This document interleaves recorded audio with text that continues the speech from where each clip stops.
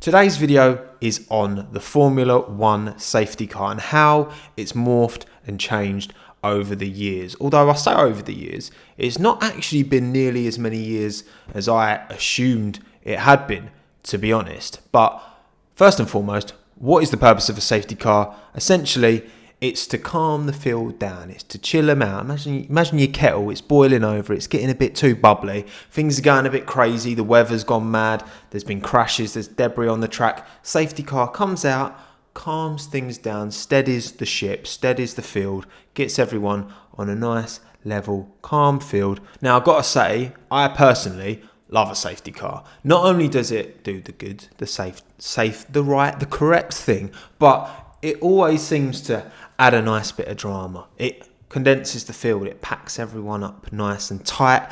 It's essentially like the race restart again, which always has drama. You got to look at Interlagos, Max on Lewis, Alex on Seb into that first corner, both Red Bulls. That was a prime example of the quality that can come with a safety car restart. And before we get into it, don't forget to drop a like on this video if you're enjoying it and subscribing if you are new and you want to see more content just like this. So the very, very first safety car was deployed at the 1973 Canadian Grand Prix, rain-stricken Canadian Grand Prix.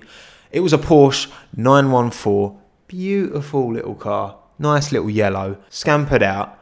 The reason, well, that season had been particularly accident prone. Unfortunately, because this was the first, it was a bit of a palaver. So essentially what happened, the driver of the safety car pulled out in front of the wrong car. So he didn't pull out in front of the leader, which just caused loads of confusion throughout the field. No one knew what was going on. And obviously this is back in the early 70s.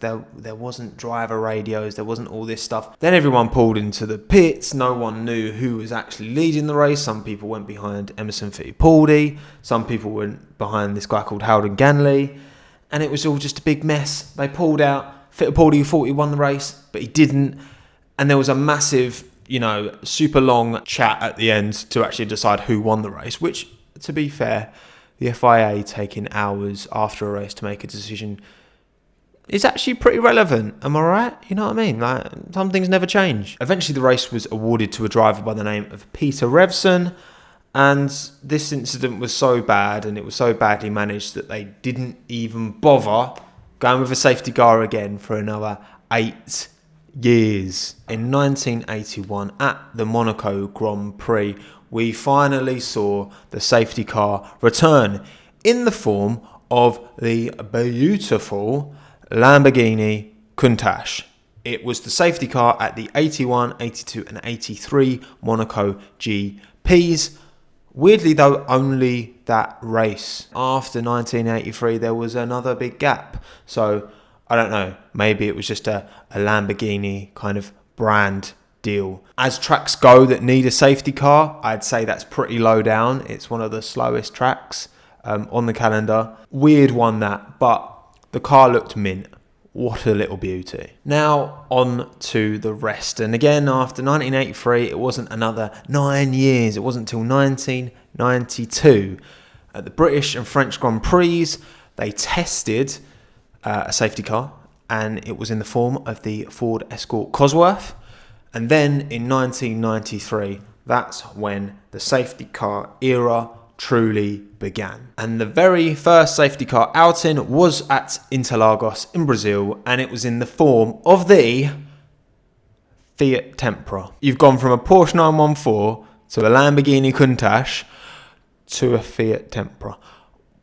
I mean, why? How slowly must the drivers have been having to... How little heat would they have had in their tyres? Lewis complains all the time when the safety car isn't going full balls to the wall speed. Imagine following a Fiat Tempra, mate. Fortunately, later in the year, in 93 again, the Ford Escort Cosworth made its return at the British Grand Prix.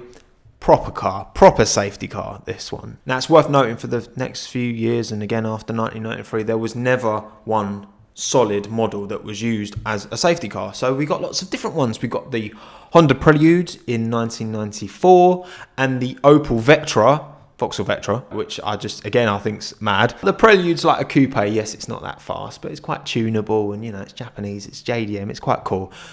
You got a Vectra. Like, come on. Where's the Lamborghini Countach back in the day, you know what I mean? Yeah, 94 they weren't listening, but fortunately in 1995 they did start to listen, and we got the Lamborghini Diablo. What a safety car that is. What a beauty. Lamborghini Diablo and the Porsche GT2. Two absolute banging safety cars. That's more like it. 1995 also gave us one of the most famous safety car incidents of all time. It wasn't the Lamborghini Diablo. It wasn't the Porsche GT2. It was the Tatra 613, whatever that is. Okay, so technically speaking, it wasn't actually the safety car. It was a medical car. Taki Inui pulled up.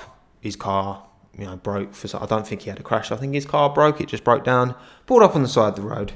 Then the Tatra, this Czech lump, probably weighs about 15 million tons, drives up. Taki jumps out the car, goes back to the car to get something, knocks him over. How often does that happen? That shouldn't be allowed to happen. Murray Walker was fuming on the old commentary. Then on to 1996, we had the Renault Clio Williams as the safety car, which I think is an absolute quality little safety car. Yes, not the fastest in the world, but boy racer's dream. And the Renault Clio Williams, that's a banging little classic, that car. And then that was rounded out by Mercedes' first furore into safety cars with the Mercedes C63 AMG. All Mercedes from here on in, apart from one incident at the 2013 Korean GP. Mark Webber had an accident of some kind and his car caught fire, and they decided, rather than sending the safety car straight out,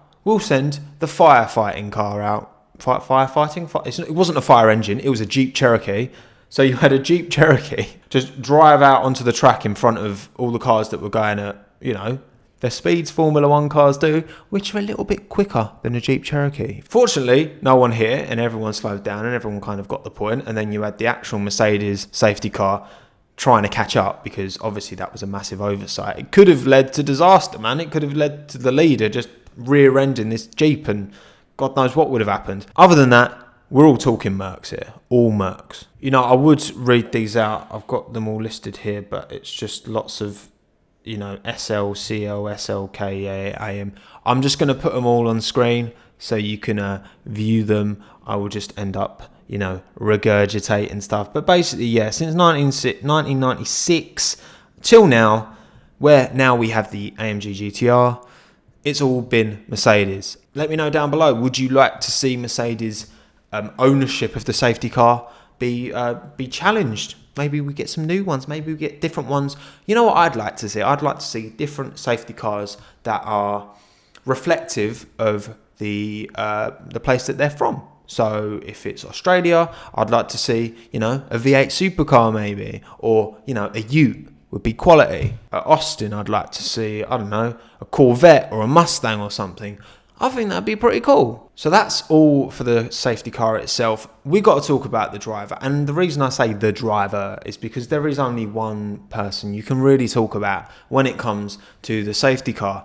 Because the same man has been driving the safety car in Formula 1 since 1999, which is mad. That's 21 years he's been driving the safety car. His name is Bernd Mailander, the safety car OG, the German genius, the man who has led the field and led over 700 laps. In fact, there's a great video that Formula 1 released a couple of years ago, which has a hot lap with Bernd and one of the F1 correspondent people, guys, whatever it is, I can't remember his name. And yeah, it's really interesting. He talks about a bit more in depth about the car, what actually goes into driving it, how hard he does push, because again, we know that Lewis loves to complain about the safety car going too slow. Well, I'm sorry.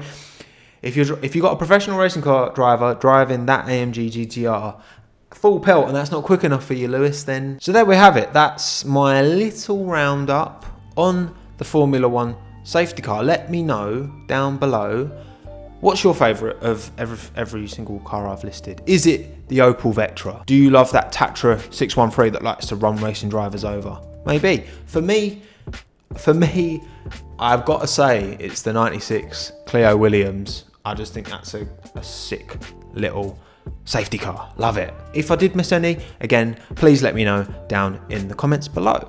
So there we have it. Thank you all so much for watching. I hope you enjoyed this one. While we haven't got any racing to watch, I'm going to do my best to keep bringing out stuff every few days. That's the aim. So thank you very much again for watching. Please drop a like if you've enjoyed this video. Subscribe if you're new and you want to see more. Hit the notification bell so you know when my new stuff comes out. And give me a follow on Twitter. Link will be at the top in the description because that's where I'm by far and away the most active. My name's been Tommo. This is the Tommo F1 YouTube channel. Thanks again. Have a good one. Ta-da.